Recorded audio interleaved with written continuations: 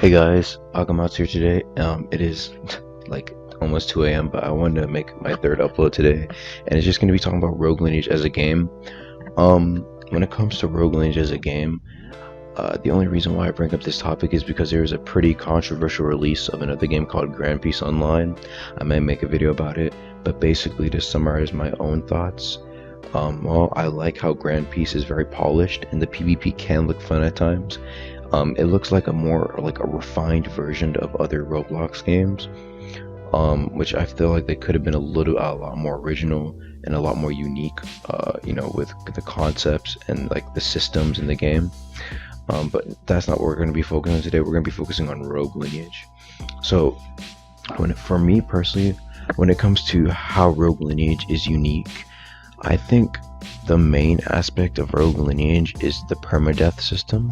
That's what everybody looks towards when it looks towards how hard the game is, because if the game were not to have that permadeath system and you could like manually wipe and go another class, there wouldn't really be any point of really being afraid of being death. Being gripped, right? A lot of people, they can get gripped and they're like, oh damn, I'll pop a PD. Like, you know that feeling when you have a PD, right? It'd be like that feeling, except all the time and amplified by 10, because you would never have that sense of, wiping your character in the first place unless you chose to, or you have to do some quest. Versus in Rogue, other people can they force your death, like they force your wipe, which can be scary, and that you don't want that to happen to you. So personally, I would just like to say that I think that's the number one contributing factor in making Rogue different, I guess you could say, as compared to other games on Roblox. Of course, there are other games on Roblox that have permadeath. However, Rogue builds on its system of permadeath, and it's not just there. It actually uses its permadeath and revolves its game around it. So for example, what I mean by this is like characters that can auto execute you. You know what I mean? Like, okay, yeah, while there's no issue with gripping in regular games, when it comes to the auto execute, like things like lethality or the Mori turrets, those can be really, really scary.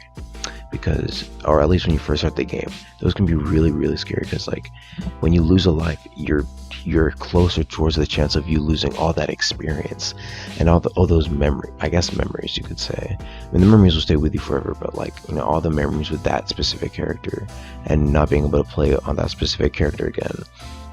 When it comes to the progression, there are two types of players. There are the people that can be like, oh, I get my ultra class in just like a few hours, my house helped me out, my house boosted me. And then you have the people like, oh, I can't get ultra. Those are the two types of people in Rogue Lineage. In my personal opinion, there's some in-betweens, but those are like the main types I usually see. When it comes to progression, it can be very unique for everyone that starts off first, which is what I like. A lot of people are like, oh, you have to grind Z-Scrims. I'm gonna keep it real. Z-Scrims tops takes like 15, maybe 20 minutes if you're a little laggy, and if you're doing like fist classes with like Ashen. But other than that, you should be good to go. It should only take 15-20 minutes tops to get your EXP, unless you're just really unlucky, which again, yeah, I know people do attack you, but this is Rogue Lineage, that's expected, and it doesn't really happen as often. Like, it's not super crazy, and you can always log in time if you can. But yeah, guys, when it just comes to Rogue Lineage, I just think that there's a lot of different things that just sets it apart from the Roblox community. However, that does not mean that it will have a lot of players, and I think the reason why, well, not only the fact that there's a paywall, right, but the fact that the fundamentals of the game just make it so difficult is probably unencouraging to other people. And also, it's not an anime game, because I'm gonna keep it real. Any anime game, like, those usually get a ton of players, especially if it's really well polished and published, like Shinobi Life 2 and Grand Peace Online, really polished right before release. You know what I mean? They may look good, or they may look fun, right? That does not get rid of their fundamental flaws just because it's good. But of course, the game can be fun for others. So I'm gonna leave it at that. I'm not gonna get into Grand Peace Online just yet. But when it comes to Rogue, my hope is that all games can have that same feeling as Rogue once did for everybody. Because if you've truly played Rogue, you'll slowly start to get that adventure feeling of, oh, you're discovering things you didn't know these things existed.